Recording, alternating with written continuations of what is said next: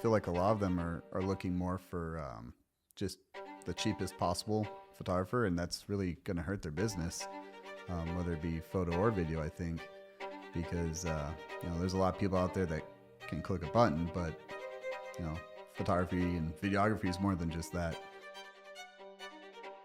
You need to have the knowledge about like composition and lighting, and know how to not just use like the actual equipment, but post processing. So they definitely should be looking for someone with lots of experience, has good reviews and all that, and that will actually work with them and get the desired outcome versus someone who's just like, oh, this is my style, this is what I do, take it or leave it. What do you think? I think when it comes from a business perspective, if I'm a business owner, I need to find someone that's going to be able to understand my brand, understand my story, and understand at this point in time what I'm trying to do in my marketing, and what if it's a product, if it's a new thing, if it's a new development, whatever the case is. I need to find a creative, whether that's a photographer, videographer, graphic designer, someone that's doing my website. They need to be able to have a conversation with me, and I can explain clearly, hey, this is my goal. Here's my expectations, and I've seen your work. I like what you do. Now let's see if you can create content for me that's on brand for me. And as a creator, whether you're a photographer, videographer, graphic designer, sound engineer, you really need to take a deep dive into their brand, and talk to the employees, talk to the other people that work in the business, and really try to get a feel for their culture and a feel for how everything kind of moves in the business. So that way, when you go and you create the commercial, say if it's for a product or a service, what is it going to look like? Is it going to be a simple, like a corporate feel, like, hi, do you want to buy my product? Well, here's 5 reasons why you should, that type of thing. Yeah, And no one wants to watch that. No. One thing that I've noticed recently in the last couple of years, a lot of commercials that are really effective now, they start off as a cinematic film type of a thing. And you don't really realize it's a commercial until the end. Yeah. But all the commercial does all the speaking for you, the visuals, all the things that happen. I think some of my favorites are the Don't Text and Drive commercials. Have you seen those where you'll have, it's like cinematic and things are happening and all of a sudden a big wreck's about to happen, but time freezes? Mm-hmm. That's a beautiful example because there's no talking. It's literally just you witnessing the terror in that person's eyes, realizing, oh my God, I just screwed up. Right, I'm about to hit this person. Their daughter's gonna die. I'm gonna die. That other person's gonna die. Whoever else is gonna get involved in that. So you have a 15-second piece, but it feels much longer than that because they're telling a story through 15, 30 seconds. And by the end of it, they have one call to action or something like that. So I've seen that kind of be a trend for businesses where they take that model, that kind of idea, and they do a cinematic piece, but they have a call to action that's on point with their brand. Whether that's something that's to the point like that, or it's more upbeat, or whatever the case might be. Or some people even do like a mix I've seen where they do like, some of it's cinematic and then they transition into some of that more traditional advertising and they start talking and there's a voiceover and that type of thing. But when it comes to a business trying to find someone, a creative that's actually going to be able to create content for them, it has to be someone that, first of all, they like their work, and it has to be something that's within their budget, whatever that makes sense for them. And it has to be someone that during their discovery call, it has to be the person that they're talking to, the creative, needs to be able to reassure them and help walk them through that whole process of, based on our conversation, this is what I think I'm understanding correctly. And you guys are wanting to do this, this, and this. This is your guys' story, your vision, your goal. And then for this commercial or for this photo shoot, this is what you guys are expecting. This is what you guys want. Mm-hmm. Just kind of make sure all that stuff is covered. So by the time you actually go onto location and actually shoot, it's already there. It's not like you get there and they're like, whoa, wait a minute. I thought we were doing this. And you're like, well, I thought we were doing this, right? Yeah. And it's like, so making sure your expectations are clear up front are key. Definitely. Yeah. I think you nailed it with that. I mean, my biggest thing is going back to that, like the car accident commercials, right? Emotion, whether it's happy, sad, maybe stir up a little bit of anger, whatever the case, like that's what's going to sink in and people are going to remember, having that emotional piece. So, like you said, like the car commercial or something, infomercial, just very dry and not a lot of emotion in it. that doesn't really work anymore, and I don't see it much anymore. It's just you need to draw their attention, and so going back to that with clear expectations, that's huge, because if you're trying to get something with a little bit of emotion in it, as the videographer, and you're trying to really sell that, um, to help your client get the video they want, but at the same time they're expecting something a little different, even though you're trying to spruce it up a little bit. They may not be happy with it. So those clear expectations are huge. And like you said, if you go out on set and you're not 100% on board with each other, client and videographer or photographer, whoever, things can get messy and wasted time, and it's just not good. Yeah. As a commercial photographer, when you interact with clients, especially ones that are in a business setting, because I know you do weddings and things like that, but when you're working with a client that needs a piece of content created specifically for their business, for advertising, what are some of the things that you find that are a commonality, a pattern with working with businesses that maybe they miss, they don't really understand, and that's something that you as a creator has to kind of walk them through that and kind of educate them on that?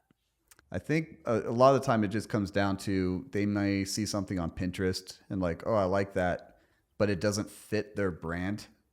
And like, okay, well, I like this one thing, but my website, the way our store is set up, the way our products look, it doesn't really fit with what they have in mind. And trying to kind of, hey, if this is your brand, these are your colors, your themes, if you have more of a light and airy look, and now all of a sudden you want something really dramatic, we can.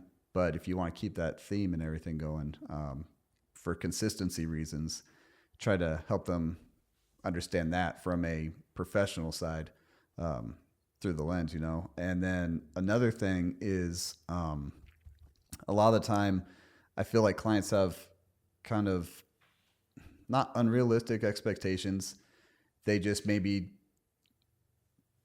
see something that they're like, oh, this is cool, but they don't really know what they want. So getting that out of them is really important. Yeah. That's when it comes to like sitting down, really getting to know them. To be able to provide that great service, you really have to know them on a personal level.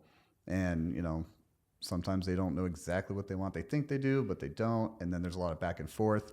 So to really kind of ease that, you just really have to sit down, get to know them, have a conversation, help them feel relaxed, and talk through it. And that goes back to the expectations. If those aren't nailed before the shoot, it never goes well at all. Yeah. Two things I've always noticed is a lot of times when I talk to people, and especially when it comes to business owners, they'll see something else that another business has produced, or like you say, you see it on Pinterest, you see it on YouTube, and they don't really understand what all happens behind the scenes to actually make a high quality piece of content happen. And so they just have this expectation of, oh, I'll just hire whoever, they'll show up, click a button, do some video recording, throw it in an editor, and then it's done, right? And even people that aren't in business, that are kind of in the creative realm, they kind of have that mindset too. And it's like, well, that is not the case at all. Like the last two commercials that I've shot for businesses here in Spokane, extremely complicated. Multiple weeks of planning, talking with, making sure the locations are all secured, making sure we do all the previs, making sure we do all the testing. But I think that's one thing that I've always run into is they have these really high expectations for a Hollywood level production.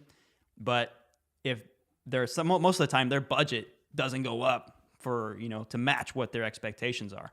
So you have to make sure that they understand what they're asking for is going to cost $50,000 to do this production. And they go, what? No, 50,000? You're like, yeah. And then you kind of start breaking it down and they're like, oh my God, there's actually a lot that goes into this. Right. But from that point, then you can start giving them, if it's not within their budget, then you can start giving them different options and alternatives that would actually be within their budget. They don't have 50,000 for this one, but they only have like $3,000 or $5,000 for this. Right. So now you have an expectation of, okay, there's $5,000 for their budget. This is what they had in mind. What can we do to get it close to that? So that way they're happy, they get a product they like, and it'll be a good portfolio piece for me. Exactly. Right?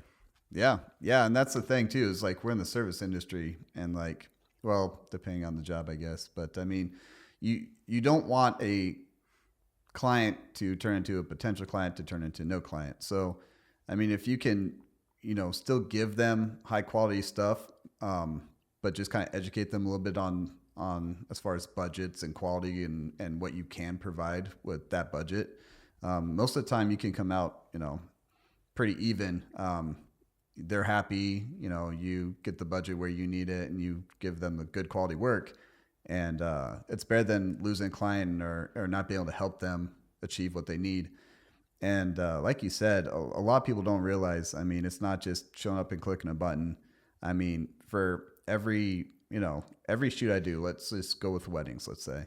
An 8-hour wedding, when it comes to editing, you probably times that by 3. And that's roughly how long it takes me to get a good base edit pretty much done. So, I mean, if you have, let's say, 2 weddings every single weekend and each 8-hour wedding is, 30 something hours, it takes a lot of time and people don't really realize that. So it goes the same with video. More than photo, I think, is video production is on a whole nother level because there's audio involved.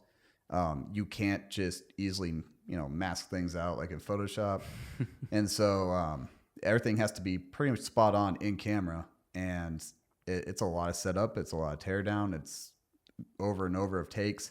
Not to mention when you're editing video, you have to rewatch that multiple times. So if you're trying to edit, 8 hours of footage, you have to watch that 8 hours of footage over and over and over again in little splices. And it takes a long time. And you have to know the equipment. You have to know, I mean, you're doing everything. So when people just think, oh, show up and, do a video real quick. Yeah, that's possible. But, that's where I think it's really important. If you have the budget, get the best you can. And if you have to raise your budget a little bit higher, if possible, you should to get a good, professional videographer, photographer, whatever the case. And some people are happy with, someone that just started learning photography and they just kind of do a point and shoot kind of thing. I mean, that might be good enough for them. But if you're starting like a company and you need some like really high quality stuff, just do your thing, pay what you got to pay, get that good quality content. And that's going to take you a lot farther than just using your cell phone to do it yourself or having a friend shoot it that doesn't know much about video or photo. Just they have a DSLR, Yeah. Well, it all ties back into, as a business owner, or as an entrepreneur, the content that you're hiring someone to create for you is going to be your online digital footprint and representation of your brand. So if you're paying someone $300 to, do a commercial for you, that video is not going to look good. No. It's going to look like crap. And then that's going to be all over the place. You're going to be using that for marketing. Mm-hmm. And people won't take you seriously. Even if you have like, a really great website and you have, all the pictures and you have all that stuff. But if the very first thing they see is a really low quality, low value picture or a commercial, they're going to not take it as seriously. They're going to scroll right by. Mm-hmm. So that's the big thing is if you really want to make the most impact and make the most out of your investment when it comes to doing a commercial, you need to find someone that's actually, again, is going to actually understand what the goal is and be able to actually translate that and be able to tell that story through the commercial.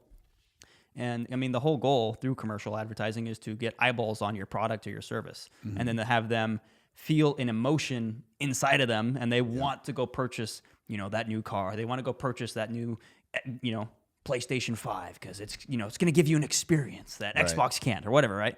And so that's the thing is, the person that you're hiring for this, do they actually understand this? Do they understand the value of being able to translate that and actually make a story out of it? Mm-hmm. Or is it just, hey, I showed up, I got some cool clips, and here's a video with some super loud ass music, and you really can't hear the voiceover, and the color's way off, and the camera's shaky, and the lighting is horrible, and I mean, so all these things stack up, and some people they don't know that's an actual thing you have to take into consideration. It comes with time, comes with experience.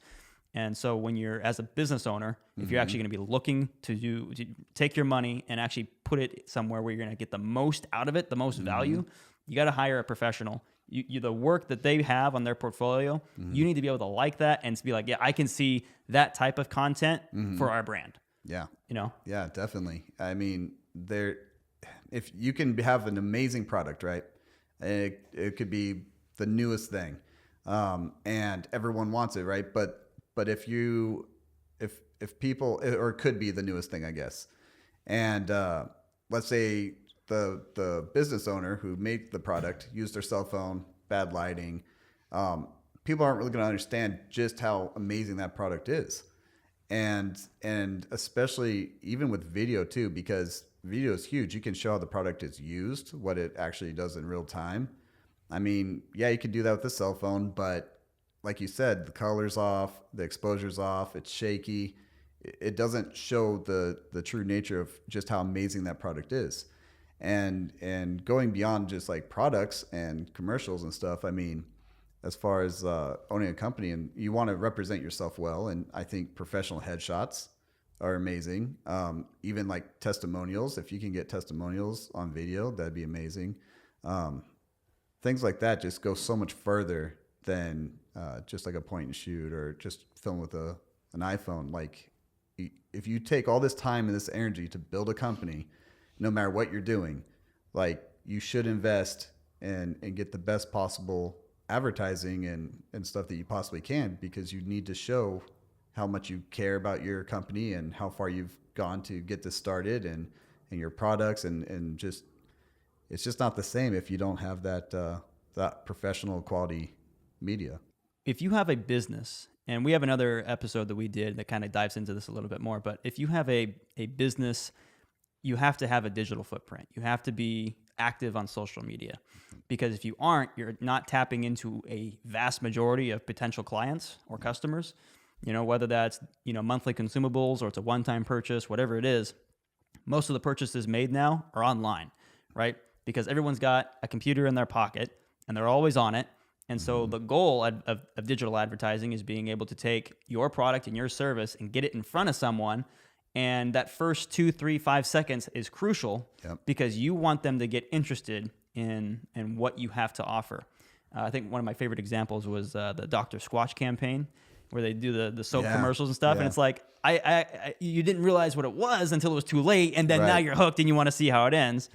And actually, I think it was like the 5th one that I saw. I was like, you know what? I'm just going to go find the YouTube channel. I'm going to watch all their commercials. And I did. Each one of them was funny. Just super funny. Yeah. And then makes you want to use the product, right? Exactly. You're like, oh, and I did use awesome. the product. And see, what happened was I got emotionally attached to the idea of what the product would do for me, what I would become from using the product, what other people would think of me from using the product. So you're selling a lifestyle, you're selling an idea. Exactly. And that's the whole thing, is if you can get people to become emotional and attached to your product or your service, that's the goal.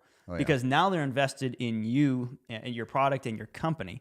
And if the very first thing they see is a really shitty video, they're not going to be that interested. The audio's awful, the lighting's awful, the story is lost, right? Right off the bat, because all the quality itself isn't there.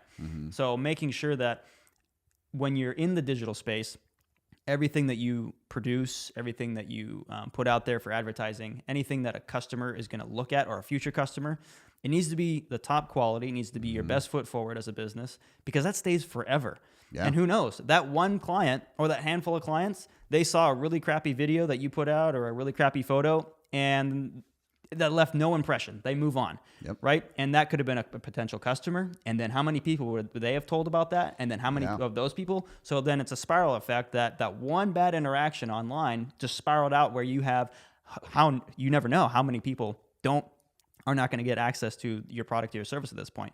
So that's why it's crucial that when you have an online presence, you make sure that you actually have someone that can manage that for you if you're not comfortable with it. Definitely. So they can manage all your social media. They can manage all your stuff on your website, all your blog posts, all the release times and dates and stuff, for whether you're doing a podcast or to add value to your clients or your customers, you're doing tutorials, or whether it's just a simple commercial.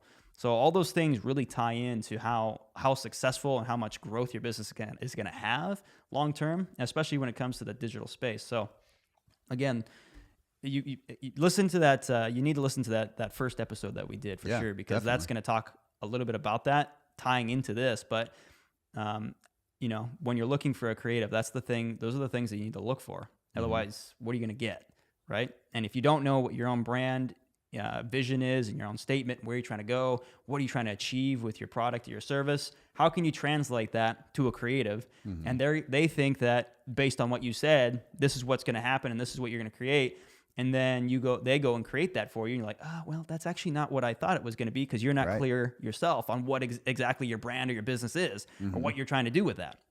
So understanding that portion is going to be crucial. And then being able to find a professional that's going to be able to take your business and the story and translate that into sales, eyeballs on your product.